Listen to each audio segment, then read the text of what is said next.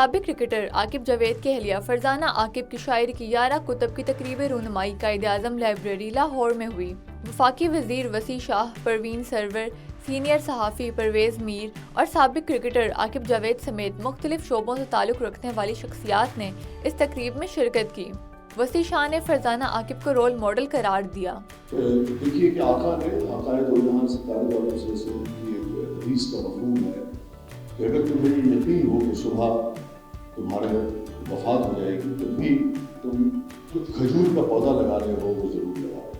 میں سمجھتا ہوں فرزانہ صاحبہ سے یہ بھی معاشرے میں سیکھنا چاہیے، بالکل دونوں کپل ینگ ہے ماشاء اللہ، مگر یہ ہے کہ اپنے وقت کو کیسے آپ نے سوسائٹی کی بہتری کے لیے استعمال کرنا۔ اور کھجور کا پودا آپ جانتے ہیں کہ ان پودوں میں سے ہوتا ہے کہ بہت دیر سے پھل دیتے ہیں۔ سو ہم رہیں نہ رہیں، یہ ضروری نہیں ہے کہ ہمارا لکھا ہوا آج پڑھا جائے یا ہمارا جو کام ہے اس کے اوپر آج کوئی پذیرائی ہو تو بہت اچھی بات ہے، مگر ہم نے اپنے حصے کا پودا جو ہے وہ ضرور لگانا ہے۔ اور آنے والی نسلیں جو ہیں وہ چاہے 7 سال کے بعد آئیں، چاہے 700 سال کے بعد آئیں، کوئی نہ کوئی آ کے اس کی چھاؤں میں بیٹھے گا، کوئی نہ کوئی آ کے اس کا پھل جو ہے وہ کھائے گا۔ سینئر صحافی پرویز میر نے اپنے خطاب میں کہا کہ آج کل کے جدید اور مصروف دور میں کتابیں لکھنا کوئی عام بات نہیں، فرزانہ عاقب کی یہ ایک عظیم کامیابی ہے۔ جب ہم کہتے ہیں کہ شیکسپیئر کا ایگزامپل دیتے ہیں، علامہ اقبال کا ایگزامپل دیتے ہیں، اس وقت لوگوں کے پاس بہت ٹائم تھا لکھنے کا، بہت ٹائم تھا۔ آج آپ ایک 21ویں صدی میں آ گئے ہیں جہاں موبائلز، ٹیلی ویژن اور اسپیس میں ہم جا رہے ہیں، لوگوں کے پاس اتنا ٹائم نہیں ہے۔ So from that angle, I think to give Farzana the credit کہ 11 انگلش کی پوئٹری بکس لانچ کرنا، 40 سے زیادہ کتابیں اور لکھتے رہنا اور بڑے شارٹ ٹائم کے اندر، I think that's a great achievement، کیونکہ یہ بہت مصروف دنیا، کسی کے پاس ٹائم نہیں ہے۔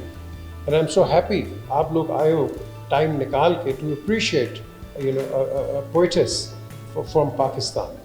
So this is something very rare. میں یونیک بھی کہہ دوں گا، کیونکہ یونیک اس لیے کہ اتنی زیادہ کتابیں کسی نے یہاں لکھی نہیں، ہم نے جن کے نام لیے انہوں نے بھی نہیں اتنی لکھی۔ مصنفہ فرزانہ عاقب نے تقریب سے خطاب میں کہا کہ کتابیں صوفی مزاروں کی طرح مقدس ہوتی ہیں، انہیں لکھنا اور پڑھنا ہر کسی کے بس کی بات نہیں۔ کتابیں اور کتابوں کی اماج گاہیں صوفی سینٹس، صوفی بزرگ اور صوفی مزاروں کی طرح مقدس اور حرمت سے بھری ہوئی ہوتی ہے۔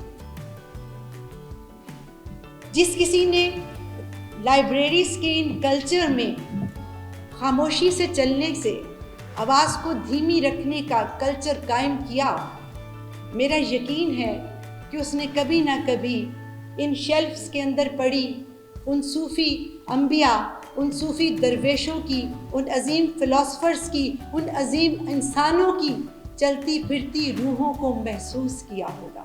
ادبی لوگوں کے اس محفل میں دیگر شرکاء نے بھی خطاب کیا اور فرزانہ عاقب کی ادب کے لیے خدمات کو خوب سراہا۔ مصنفہ فرزانہ عاقب اب تک شاعری کی 60 کتب تحریر کر چکی ہیں۔